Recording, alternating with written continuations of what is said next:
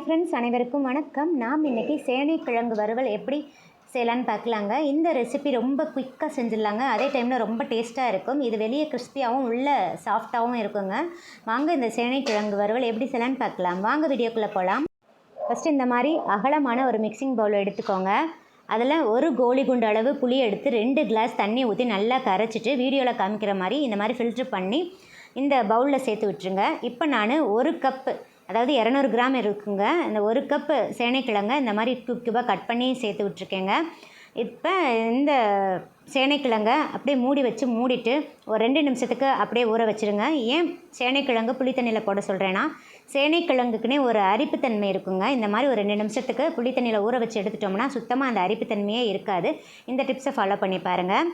பச்சை தண்ணியில் தாங்க ஊற வச்சுருக்கேன், சுடு தண்ணியெலாம் கிடையாது. இது அப்படியே ஊறட்டும். இப்போ 2 நிமிஷத்துக்கு நல்லா ஊறிடுச்சு. இப்போ இந்த சேனைக்கிழங்க நார்மல் வாட்டரில் ஒரு டைம் நல்லா வாஷ் பண்ணிவிட்டு நல்லா தண்ணியெல்லாம் வடிகட்டி எடுத்து வச்சுக்கோங்க. இப்போ கடாய் எடுத்துக்கோங்க. கடாயில் 1 டேபிள் ஸ்பூன் ஆயில் சேர்த்து விட்டுருங்க. ஸ்டவ் ஆன் பண்ணிவிட்டு ஃப்ளேமை சிம்மில் வச்சுருங்க. இப்போ ஆயில் நல்லா ஹீட் ஆகவும் நாம் வடிகட்டி எடுத்து வச்சுருக்கிற 1 கப்பு சேனைக்கிழங்கு இதில் சேர்த்து விட்டுடலாங்க. சேர்த்துட்டு சேனைக்கிழங்கு வதங்குறதுக்காக கொஞ்சமாக 1/4 டீஸ்பூன் சால்ட்டு சேர்க்குறேங்க. சால்ட்டு சேர்த்துட்டு நல்லா வதக்கிக்கோங்க. இந்த மாதிரி செய்கிறதுனால சேனைக்கிழங்கு வெளியே கிறிஸ்பியாகவும் உள்ளே நல்லா சாஃப்டாகவும் இருக்குங்க. அதனால தான் இந்த ப்ராசஸ் செய்கிறோம் நம்ம. இப்போ நல்லா வறுத்து விட்டுருங்க.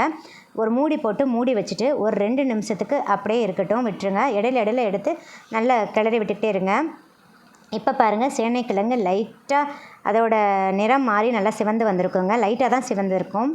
இப்போ இந்த ஸ்டேஜில் நாம் 1/2 டீஸ்பூன் மஞ்சள் தூள், 1/2 டீஸ்பூன் மிளகாய் தூள், 1 டீஸ்பூன் கரம் மசாலா தூள், நெக்ஸ்ட்டு சிறிய ஸ்பூனில் 1 டீஸ்பூன் இஞ்சி பூண்டு விழுது சேர்க்குறேங்க. இஞ்சி பூண்டு விழுது சேர்த்துட்டு நல்லா வதக்கி விட்டுருங்க. வதக்கிட்டு இப்போ ஒரு மூடி போட்டு க்ளோஸ் பண்ணி ஒரு 3 நிமிஷத்துக்கு அப்படியே விட்டுருங்க. அப்போ தான் அந்த இஞ்சி பூண்டு விழுதோட வாசனைலாம், பச்சை வாசனைலாம் போயிட்டு அந்த மசாலாலாம் அந்த சேனைக்கிழங்குல நல்லா இறங்கி சேனைக்கிழங்கு நல்லா வெந்து வருங்க. இடையில ஓப்பன் பண்ணி கிளறி விட்டுக்கிட்டே இருங்க. இப்போ பாருங்கள், நான் ஓப்பன் பண்ணிடுறேன். 3 நிமிஷம் ஆயிடுச்சு. சேனைக்கிழங்கு வறுவல் நல்லா வதங்கி வந்துருச்சுங்க. அவ்வளோதான், நம்ம ஸ்டவ் ஆஃப் பண்ணிடலாம். இப்போ நாம் இதை ஒரு சர்விங் பவுலுக்கு ட்ரான்ஸ்ஃபர் பண்ணிடலாம்.